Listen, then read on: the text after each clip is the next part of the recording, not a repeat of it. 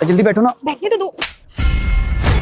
देख के भाग रहा है, तुझे कब से आवाज लगा रहा हूं मैं वहां से, सुनाई नहीं दे रहा? भाई साहब ये क्या बदतमीजी है, आपने मेरे पति पे हाथ कैसे उठाया? अच्छा ये बदतमीजी है, और ये जो मेरे पैसे लेके भाग रहा है वो बदतमीजी नहीं है? भाई मैंने वो आवाज ही नहीं सुनी थी। अच्छा आवाज नहीं सुनाई दी तुझे, और जो मैं तुझे 2 महीने से कॉल कर रहा हूँ वो भी सुनाई नहीं दे रहा होगा तुझे? भाई वो अभी थोड़ी दिक्कत चल रही है, मुझे 1-2 हफ्ते का टाइम दो ना, मैं जल्दी आपके पैसे लौटा दूंगा। देख मुझे कुछ नहीं पता, मुझे आज की आज और अभी के अभी पैसे चाहिए, चाहे कहीं से भी ला तू।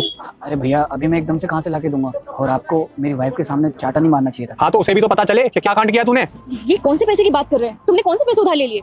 अरे मैं तुम्हें बताता हूँ भाई, मुझे प्लीज 1-2 हफ्ते का टाइम दे दो, मैं लौटा दूंगा सारे पैसे। देख तू ऐसे नहीं मानेगा, तुझे बहुत टाइम दे लिया मैंने, एक काम कर उतर यहाँ से। क्यों? अरे मैंने कहा ना उतर। अरे भाई साहब ये क्या कर रहे हो आप? अरे लेकिन भैया मैं बाइक से ऑफिस जाना होता है। मुझे नहीं पता कैसे जाएगा तू ऑफिस, जब पैसे वापस कर देना तब ले जाइए बाइक अपनी। कब से पूछ रही हूँ मैं तुमसे, क्यों लिए थे तुमने उससे पैसे? अब कुछ बोलोगे भी या चुप रहोगे ऐसे ही? ठीक है ना, थप्पड़ तो उसने मेरे को मारा है, मेरी प्रॉब्लम है, मैं देख लूंगा उसे कैसे हैंडल करना है, और मुझसे ज्यादा सवाल जवाब मत करो। क्या कहा? तुमसे सवाल जवाब ना करूं? रुस्तम पूरे भरे मार्केट में कोई मेरे पति को थप्पड़ मार के गया है और तुम कहते हो कि मैं तुमसे सवाल ना करूं? रुस्तम सच सच बताओ, तुमने कहीं वो पैसे किसी गलत काम के लिए तो नहीं लिए? पागल वागल हो गई हो क्या? तुम्हें लगता है कि मैं किसी गलत काम के लिए पैसे लूंगा? हाँ तो ऐसी कौन सी मुसीबत आ पड़ी जिसकी वजह से तुमने पैसे उधार लिए? और मुझे तो ये भी नहीं पता कि तुमने कितने पैसे उधार लिए, बताओगे अब कुछ? 3 लाख रुपए। 3 लाख रुपए?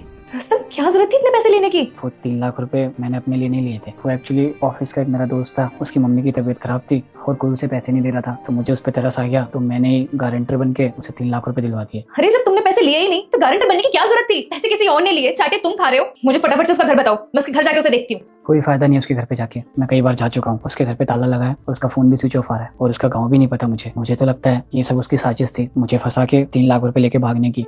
तो क्या सोचा है, कैसे लौटाओगे उसके पैसे? सोचना क्या है, 2 महीनों से पैसे इंतजाम करने की कोशिश कर रहा हूँ, सारे रिश्तेदारों से मांग के देख लिया, किसी ने मदद नहीं की। अब समझ में नहीं आ रहा मैं उसे 3 लाख रुपए कैसे और कहाँ से दूंगा। 1 मिनट में अभी आई।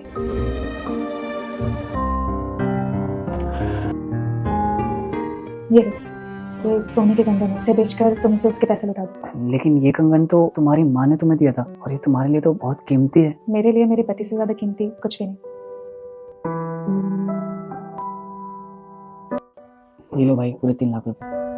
अब कहाँ से आ गए तेरे पास इतने पैसे? जब तक बेइज्जती ना करो ना तब तक अकल नहीं आती तुम जैसे लोगों को। ये ले बाइक की चाबी, और आज के बाद ना किसी का गारंटर बनने की जरूरत नहीं है। ये दुनिया ना ऐसी है, भोले लोगों का फायदा उठाती है और भाग जाती है। और हाँ सॉरी, तुझे थप्पड़ मारने का मुझे कोई शौक नहीं है, लेकिन मेरा काम ही ऐसा है, करना पड़ता है मुझे। और जो मैंने बोला है ना वो बात ध्यान रखियो। सही कहा भैया, आजकल के टाइम पे कोई भरोसे लायक नहीं है, लोग मजबूरी का बहाना देके भोले वाले लोगों का फायदा उठा लेते हैं। ठीक है भैया, चलता हूँ मैं।